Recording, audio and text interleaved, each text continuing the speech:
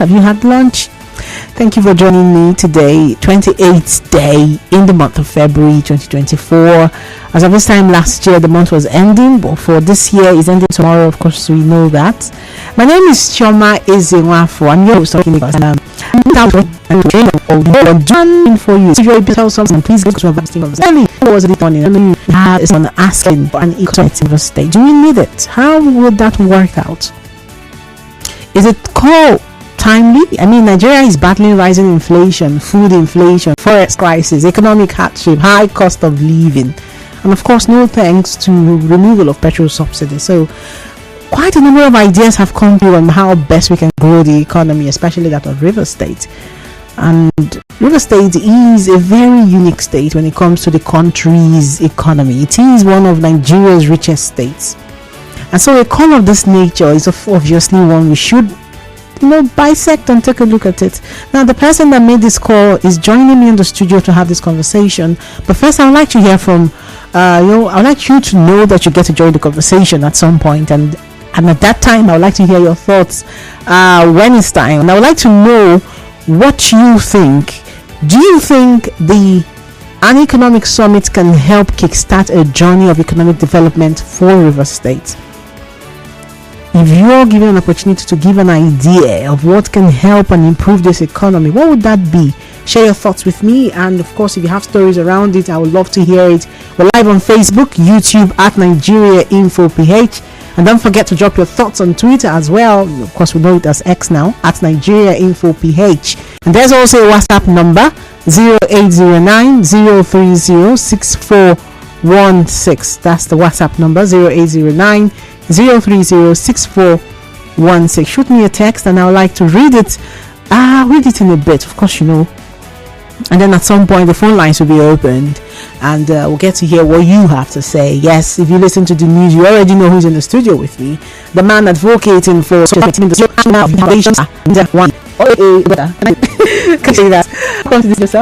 being on the fair market, because that's a little world of business, and then we get back to this economic summit idea and its possibilities. So let's do market watch, and then we'll get right to it. And the first story here is about the CBN. Of course, the CBN governor, they had since he became the governor of CBN, they had their first monetary policy committee meeting yesterday. So a lot has been coming out from the CBN. So do not be surprised if Market Watch today is all about the CBN, because they touched on almost all of the issues that we are facing at this time. Starting with the Bureau, the change operators. We all know that there's been arrests across the country. Port Harcourt, about 150 of them was arrested, and now 16 of them are in Port Harcourt Correctional Center because of financial, what's their English now? I'm not certain of the English that was spoken, but whatever it is, they didn't do things the way it was supposed to be done. And now the CBN plans to start selling foreign exchange worth $20,000 to each eligible Bureau de Change operator across the country. I mean, just 3 years ago, the former CBN governor, Godwin Emefiele, just cut these guys off and stopped giving forex to them. I mean, because of the reason they're being arrested now, I guess. And here we are, the new CBN governor thinks, we should have access to forex. What do you think? Well, if you asked me, I think our country doesn't really fall into that block where you think that everything works, rationally. When you start running the economy like you're gambling, let's try this, it might work. Let's try this other one. Okay, didn't work, try something else. Just throwing in all the possibilities, you just end up muddling the whole process. Like you said, Emefiele decided to stop the BDCs of Forex. And then several months down the line, a few months down the line, the current CBN governor decides to go back to the same people to say, okay, we're going to sell. I like to have a hang on what informed that decision, especially because they're being accused of the dollar rates. I think we're just not being smart with our logic. You know, when you start chasing somebody selling dollar on the street in a democracy like ours, what offense are you going to charge him for? And if there's an offense that's been committed, you and I, the ordinary Nigerian citizen, should know. It shouldn't be left to the reflexes of the people who just decide. I don't know if the rationale behind security agencies chasing BDC operators all over the whole place. I need to understand what's motivating that. Yes, I think I remember now. It has to do with them not following the banking. They said unlawful banking business, which contravenes the Banks and Other Financial Institutions Act 2020. Statement to make. But that's actually what they're being charged with. Unlawful banking business that they flouted. We need to get those, so that the average Nigerian can say, okay, I think what the government is doing is right. Let's not just be a case of trying to shift the goalpost, or probably refuse to have the ball on your table. So like I say. Okay, now for businesses, some people think, well, maybe the forex scarcity we may see an improvement where people can actually see dollar. I mean, till tomorrow, some people will tell you that there's that scarcity. So perhaps giving BDC. Look, Choma, listen, I'm not an economist, neither am I an accountant, but I think, speaking from the point of view of a multi-pack economist, like I always say, is the fact there are dynamics. You need to understand this.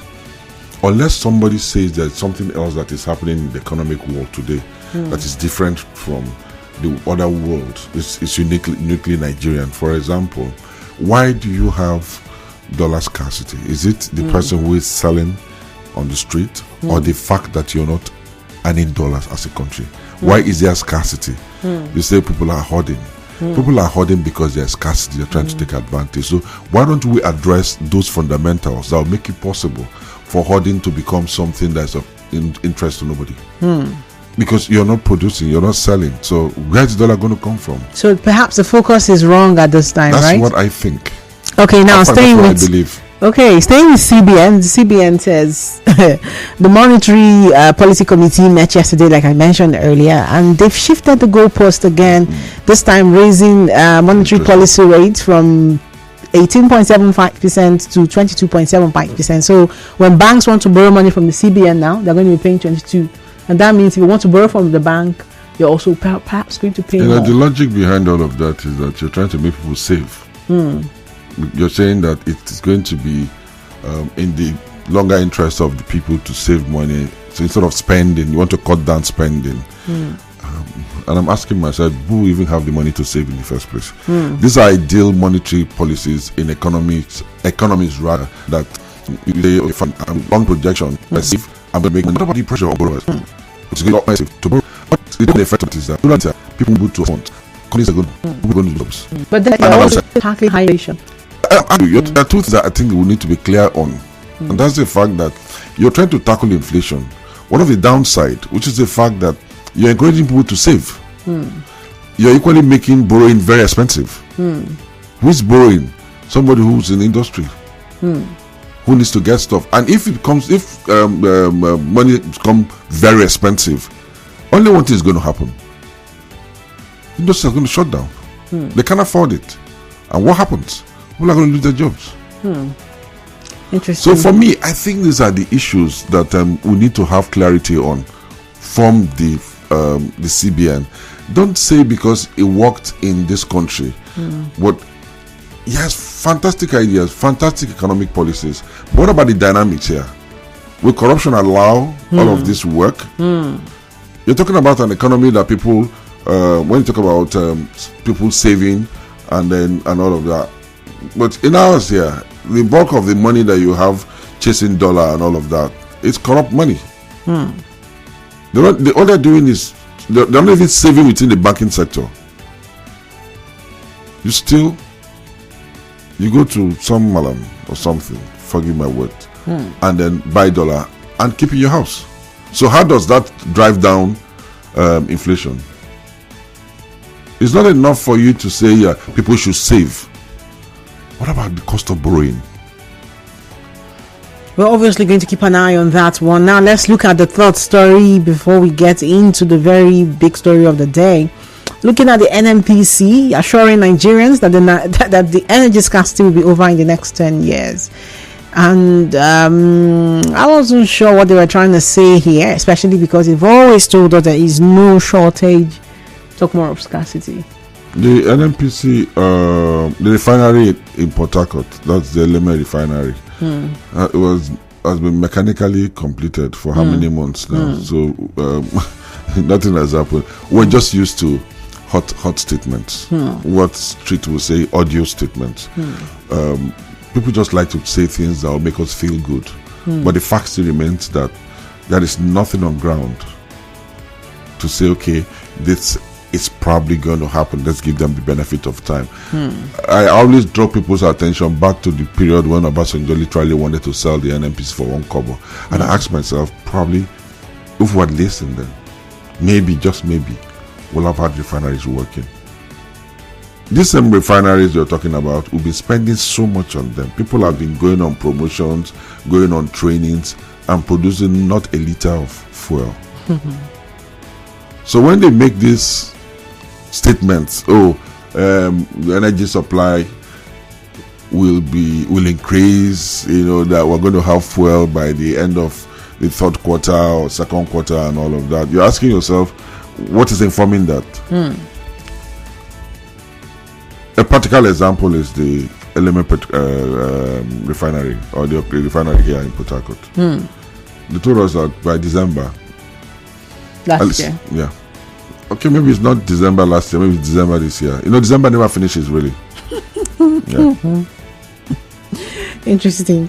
Anyways, that's actually where we wrap up Market Watch for today, and then we dive into Inside the Tips, where we are asking the possibility of an economic summit helping us to properly plan for economic development in Nigeria. I have in the studio the national leader of the Unity House Foundation, Mr. Wenenda Wali, and he says I should leave out the Godfather part.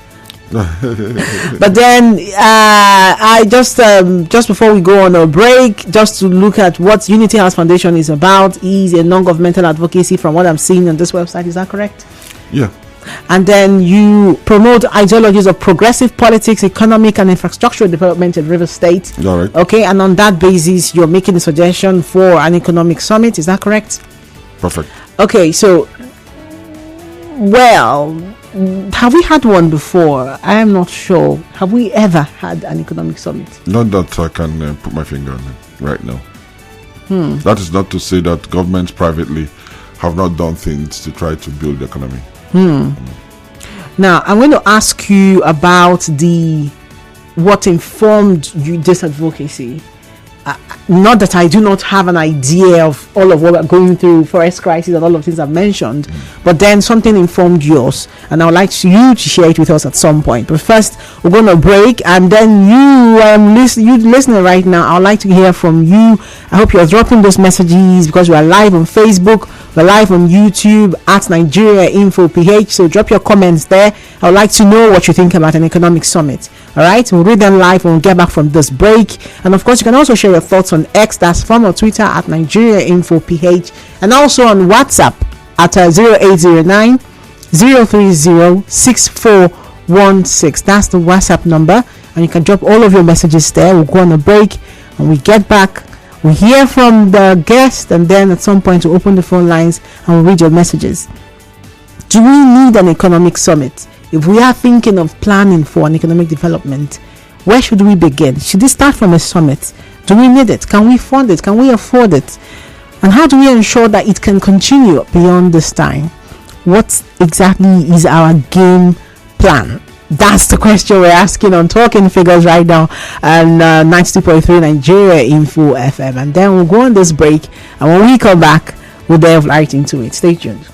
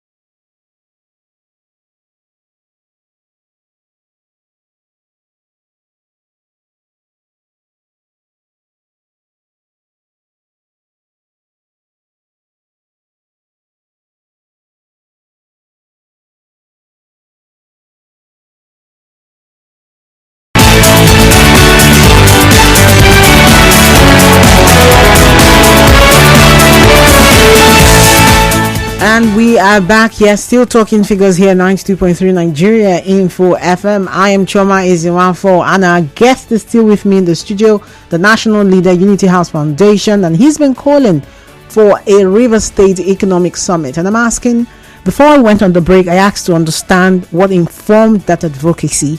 He's still here. You're welcome again. Thank you.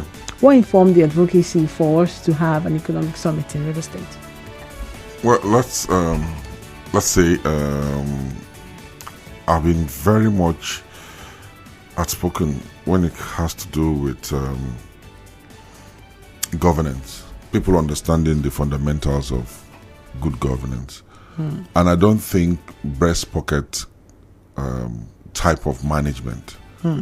It's what helps to run the state or any enterprise, whether it be public or private. I think that for any system to work properly, people need to sit down and say, what are our challenges? How do we get here? What do we need to do to get out of this? It's not something you do spontaneously or reflex, because you have situation where chief executives of states go to public functions just to impress people there. They make pronouncements. And then these pronouncements are not such that you can actually find a way to find out if really those things are working. Off air, you mentioned about some states that have been giving some palliatives, including free medical care. Some even do transportation, cut down on transportation fares and all of those. And I asked myself, how did you get there? Who did you discuss with? How did you get the data you're working with? And I think that governance is something that people should think through. There should be connectivity between your pronouncement and the trickle-down effect of those. So I've always felt that one of the biggest challenges we have in our state is that we just react to the moment. So, okay, we're going to do this. And then you get down somewhere and you find out that I think something is missing here. That's why you have projects that have been completed and can be put to use, because people didn't think through those. They are little all over the whole place, and I'm sure you know some of them. So I'm thinking that for a state like River State, it's not something anybody wants to debate. Has potentials, but it's not just about having potentials. How do you put those potentials to good purpose? Who are the people who are going to sit down and say, okay, 5 years, 10 years down the line, where will we be with this? And I believe that these are the kind of things that River State needs right now. People to think through processes and say, okay, fine, we have done this in the past. Because when you talk about economic summit, the first thing that comes to a lot of people is that we've been through this route before. Let's just not use River State alone. All over the federation, you have committees, you have white papers released, and they're gathering those somewhere in itself. So some people are not excited by the idea of people coming to sit down and start talking. But I believe that if we're serious, we can say, okay, fine. Even the fact that such summits in the past were not seen through, you ask yourself, why didn't they succeed? Okay. If you ask, why didn't they succeed? And you know, what do we do to ensure that this one will not be like the past ones? And I don't think it's something that we should sit down and say government should do. It's one of the biggest problems we have around here. We put down everything to government. And I'm asking myself, what is wrong with the private sector, both the organized and disorganized, if you like, if you permit me to use that word, coming together to be the driving force behind such conversations that are actually beneficial to the business people and not to the government. Because I hear every day people say that government has no business with business. So when it comes to discussing business, why do you want the government to run it? Why don't you get people? Yes, let me sound like a broken record now. Government to provide the enabling environment. Because I was going to ask you, what then can be the role of government? Because you called on the governor to set up a River State Economic Summit. Yeah, yes, but he should encourage it. Okay. Businessmen should know that the government is open to such conversations, because it won't be worth your time or anybody's time to start running around the whole place. Let's discuss reverse economy. and you get to the point where the governor or the government is not interested, even if as observers, the government should show some kind of, call it body language, to say, I think what you guys are doing will help us. We will depend on your expertise. And then, because you're looking at professionals now, people who are competent, not necessarily political appointees, not necessarily politicians. And River State has, quite a number of people scattered all over the whole country who I believe can drive this project, even funding the project. There are businesses here in River State who want to have that kind of conversation. The banks, the IOCs and all of that. Create that opportunity for them to come and discuss. At some point you bring in the government. The government should be some kind of monitor, if you asked me. Okay. So that people looking at, if you're going to do business in any community, you should be looking at the behavior of those in authority there. Are they open to such dynamics or not? If, for example, I want to come and want to discuss that I want to come and do a gas plant in River State, and the governor is not interested in that, his body language does not suggest that he's excited by what you want to come and do, you'll go somewhere else. Maybe let me shock you by saying this. Dangote cement factory was supposed to be in Port Harcourt. In River State, yes. He looked at it, no, this doesn't look like they want this in here. Now, if you had a system that was ready to fight and assured Dangote that don't worry, no matter the drawbacks, we're here for you. Not necessarily to give you money, but to give you the moral support. Do you understand? And that will probably work. We'll have been better off today. And I think that's the kind of conversation that I think we should be having.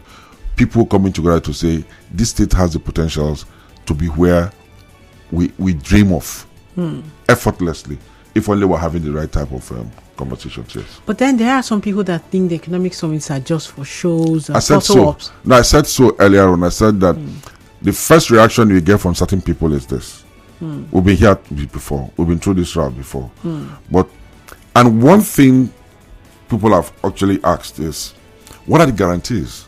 That if, for example, you come up with a summit that says that River State should have a 10-year, 20, 30 years development plan. Some governor comes after that and said, this is not my thing. I'm just going to forget it. I'm sure if you look at your backyard here, you have projects that some other administration started and another abandoned. And just felt that it was. We'll have to find a way to make it something that is enforceable by law, that you don't walk away from a project that the people of River State have put in so much money into. So, yes, it might not be your priority project, but you cannot abandon it because we have put money in it. Or is in line with the plan, the long-term plan. Exactly. I think it was Fashola that started Lagos Blue Line, Blue Rail Line. It's not even completed so far. But every government that has come to Lagos State had done something about it. Even if it means putting 2 or 3 pillars, it's still there. Not generally just for us to abandon it, because when you abandon projects at that level, you're throwing money right down into the well. That should be discouraged. Yes, it might sound a bit utopic when you say it becomes an impeachable offense if a governor decides to abandon a project that is in development plan. So the lawmakers can come up with a law to ensure that the development we have to find a way. We have to find to strengthen the argument might be that impeachable offense is a constitutional issue and all of that. We have to find a way to tie down successive administrations so they don't just walk away from projects that, if it's at the level of planning, do you understand? It's a different kettle of fish. But if we had started implementing and we have money, it becomes a duty, an obligation on successive governors to see to if they have issues with the implementation, they can rejig it, but not just to completely abandon it. So that's one of the issues that people have raised against summits, to say that we've had summits in the past, what happened? People abandoned them and all of that. But I think in the past, let me speculate here, it's been more like a public sector thing. Government organize such talk shows, invite their friends, invite supporters, politicians go there, open their mouths and close it and then leave the place, the program dies. But I think that if professionals drive it, the likelihood that you will see something like proverbial light at the end of the tunnel will be very high. Okay, take a practical example, tough one to talk about right now, but we have to deal with a situation like that. The Harvard University, Harvard Rigo University. If you go to that place, you will see what private sector can do. I'm sure Harvard didn't put money in his pocket to develop that place. People put that money. I'm talking about organized finance corporations, not just individuals. Yes. So let it not be as if it's somewhere they're using maybe like a conduit pipe, for hiding public funds. No. And they look at the person who is managing it, and they are comfortable to say, fine. And these are the kind of things I'm talking about. If private sector people get involved, and then the government at some point decides to buy into that project, you want to go and do a syringe factory that's been abandoned for whatever reason. So let's get it back on stream. And the company, the investors look at certain faces. Okay, Choma, yeah, we know a bit about her.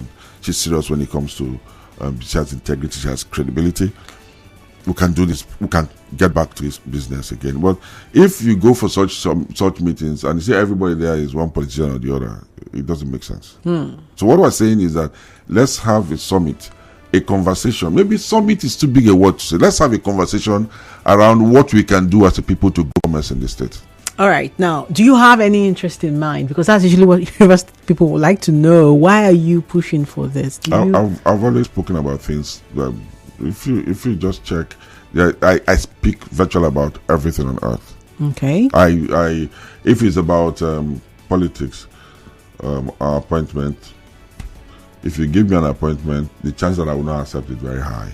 Okay. Very, very But high. how do you deal with people who think you have a vested interest? There's something he's trying to gain. It's none of my business. Okay. If you're going to bother about what people are going to say, then you wouldn't wake up in the morning at all. Okay. And I'm that kind of person. I don't give two flying about what anybody feels about what I'm saying. I just go to bed at night, rest peacefully. But do you have a vested interest in this? I don't have any special interest in this because it's not like I just feel that, there's a nexus between the absence of commerce and all the things back from one election cycle to another one. Why? There's no job. If we're in a situation where people have, for example, I'm sorry if anybody's hearing me, shouldn't take offense. If you go to Tansamadi right now, the fastest growing business and the only FDI you see around Tansamadi is furniture houses. If you go to the this other axis, the airport road, the fastest growing industry on that road is block molding. What a shame. And these are two prime properties. In other places, let's for whatever, let's choose Lagos. You don't have a road like that from Obirikwe roundabout to the airport, and all you see there are churches and then block industry. That's not the site it's about to grow. And the only way people are doing that is that you should have had development along that route. There's no development. Why? People don't have money to build anything. So for us to get away from the situation where even crime is at very high, forget the story, they just try to we know that it's not over years. People don't have things to do. It's not just about blue collar jobs or white collar jobs. Even the blue collar jobs are not there. Okay.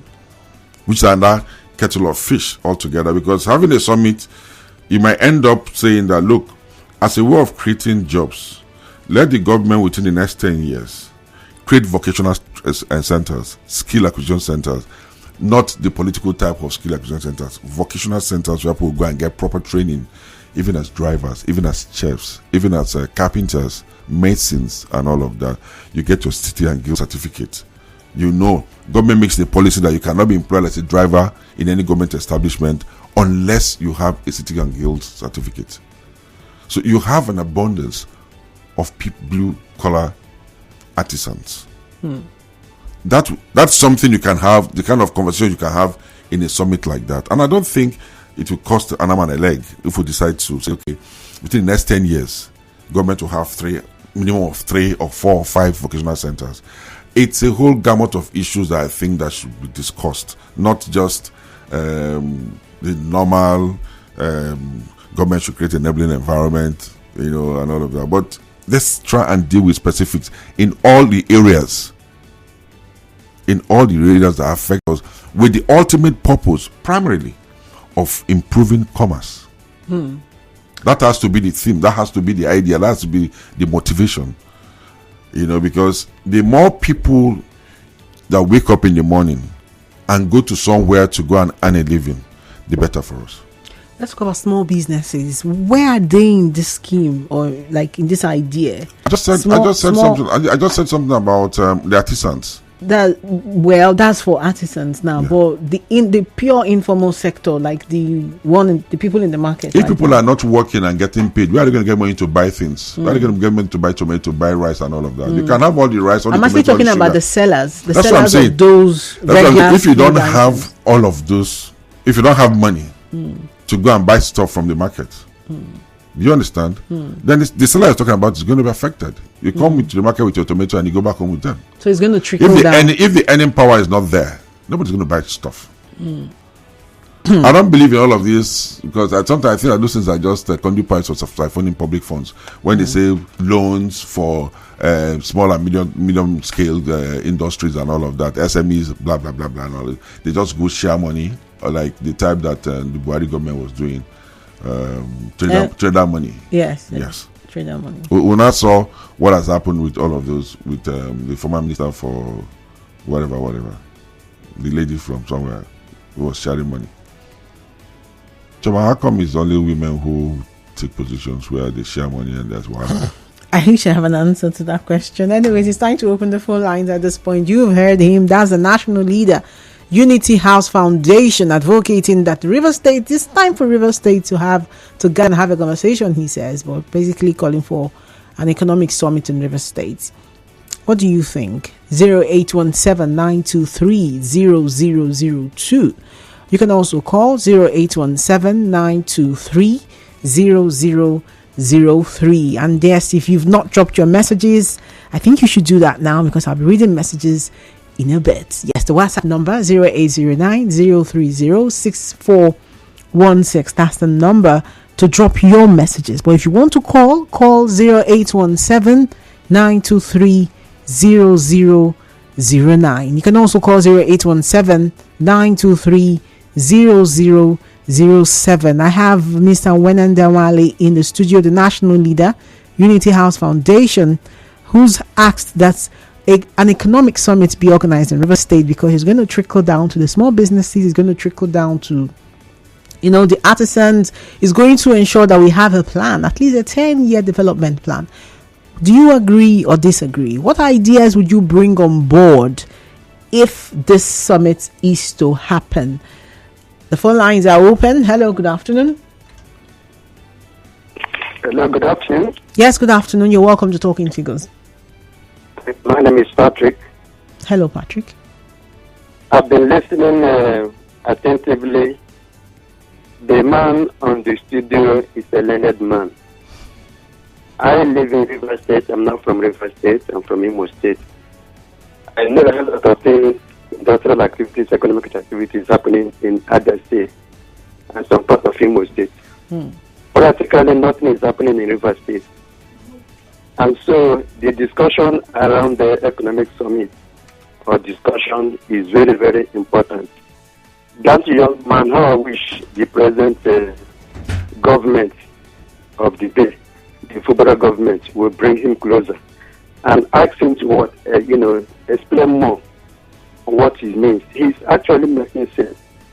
There is no economic activity, no industrial activity in River State. It is all about discussion of politics, APC and PDP and not the rest of them, because the people are idle. So the present government of Ubara should actually listen to this young man. I don't know him, and now consider, consider building economic activities, commercial activities, industries all over Port Harcourt. We have a East Circle area, they have land. If you go to Goli area, we have land. And all of the Ikore areas, there are several vacant lands that nothing is happening compared to what is happening in other states, which is an industrial activity state.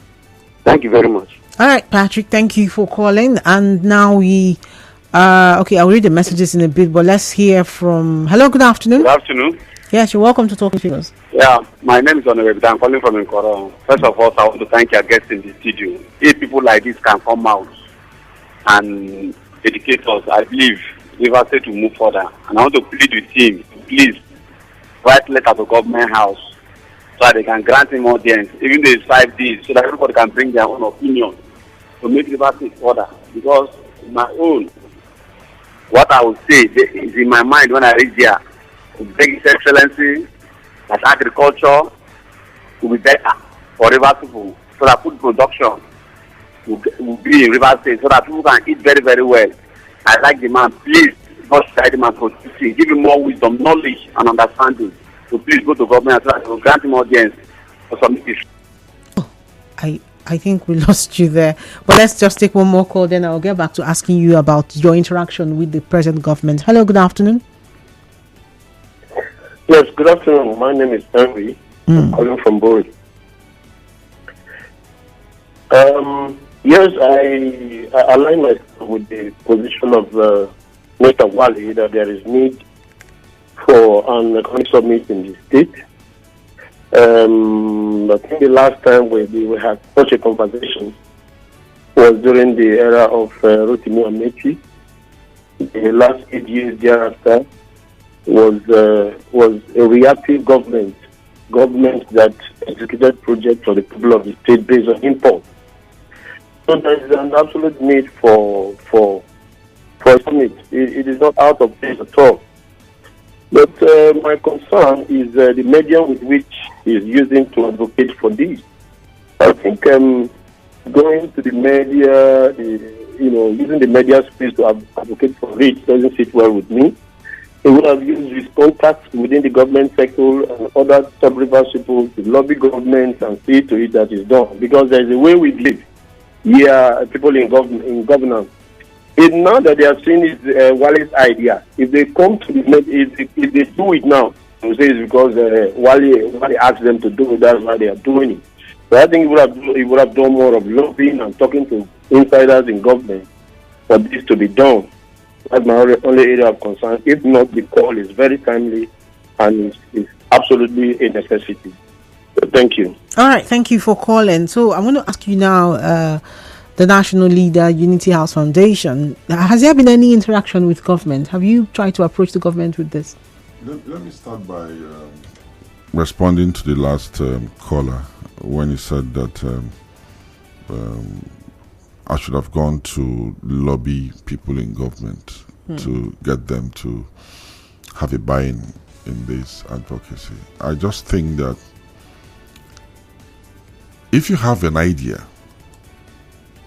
the medium that you choose to a large extent shouldn't be a barrier, it shouldn't be a problem. So long as people have the opportunity of listening in, hearing, because you never know who is listening to start with. I don't think that I really need to do a memo. In my capacity as what? To do a memo. I'm sure the governor has the opportunity of, the governor and the people in government have the opportunities of hearing what happens in the media every day. If for any reason, I believe 100% there must be somebody in River State Government House whose bit is to hear what Rivers people are saying. And if somebody at that point decides to take it up and say, look, Permanent Secretary, see what I heard today, and then somebody does something, like they have a way of summarizing all of the things that happen in the state and then get to the governor. If I had made any contact with the governor, I don't know him, I don't have any relationship with him, I'm not likely to just walk into the government house and go and see the governor. And I don't think that at this stage in life we should bother too much about having personal contacts with people in authority for you to be able to push something across. If it's a fine idea, put it out there for people to have a conversation around it. Maybe the more people that talk about it, will make it more compelling on the government to want to say, okay, let's try out this, let's be part of this. And like I said earlier on, I'm insisting that it doesn't have to be a government-propelled project. The private sector, the people in the organized private sector, our brothers and sisters who have businesses outside the state, who are doing well outside the state, this is one responsibility they owe the Rivers people, to come back, fund the process, be part of it, bring in experts to come and have a conversation around this. We cannot afford to keep asking government to do everything. There's so much that the government has to do. I believe that. So dragging them in different directions simply means you're going to stretch them so thin that they might not be able to even focus on anything in particular. Let government focus on certain things. That which the private sector or public can manage. Let's see what is possible. Who says I cannot be talking here? Somebody somewhere calls some Rivers man in Kaduna or in Abuja or Lagos. Look, only what I heard. Why can't we just go to Port Harcourt and do stuff? So for anybody who is really, yeah, I understand the sentiment, because that's where we've been. That's where we are now. Everything must be government. Everything must be government. But there's so much that we can do as a people without necessarily having government come and run it. Where is the money for government to run everything? All right, now we're going to go on a break, and then when we get back, we'll look at the messages that have come in. I have one here from Uche Spiv Omodu on Twitter. He says the government should have a business and not waiting for revenue collection. Building industries get involved in production and in production of competitive goods. This will not only create employment, but will also provide more money for the government to spend on infrastructure. Okay, I'm going to read more messages after this timeout, and then we wrap up. Yes, of course, you can still drop messages. You can still, I'm not sure I can take another call. Okay, maybe one more before we go, before we wrap up for the day. But first, let's go on this break. We'll be right back.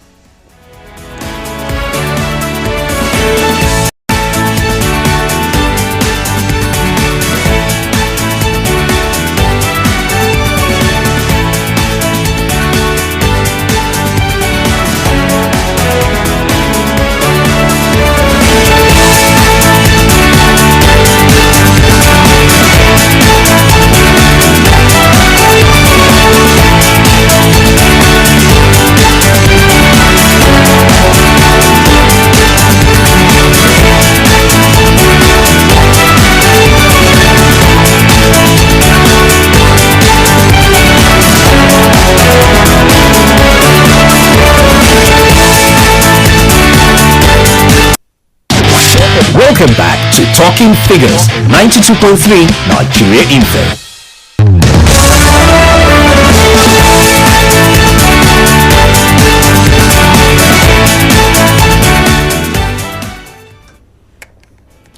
All right, a quick break there, and wrapping up basically is what we're about to do now. I think I was going to pick one more call, but first let's go on WhatsApp and see the messages here.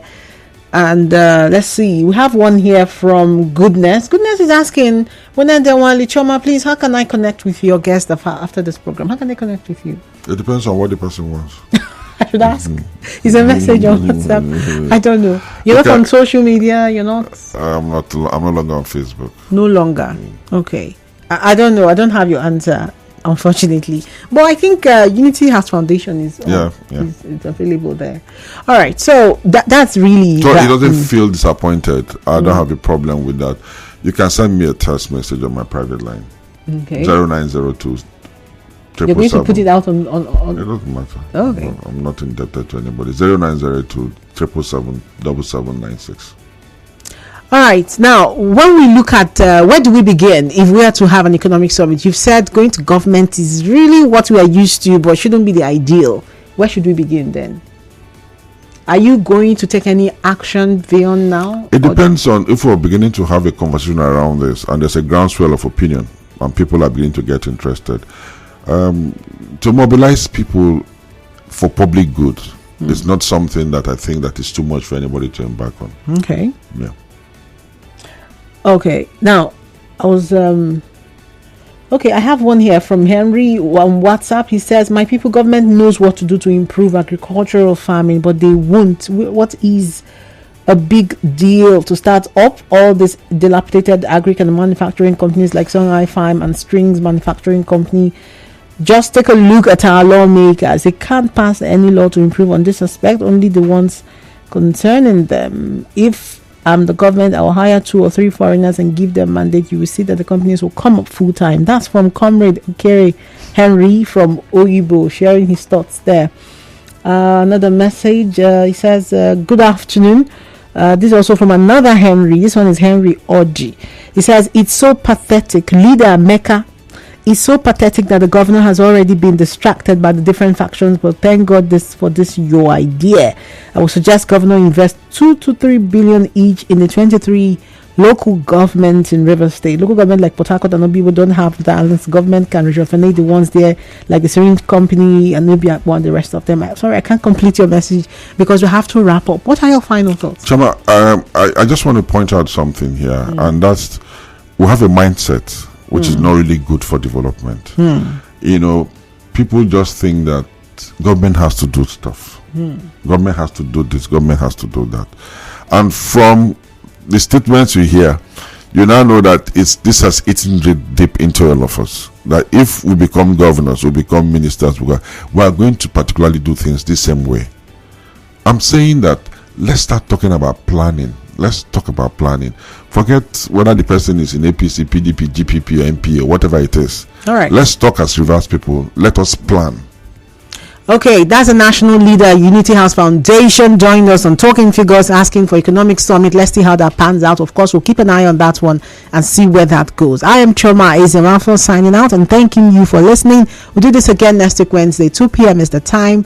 And then Rivers Today is up next. After that, Hard Facts, Canada will be here to take you on that. Stay tuned.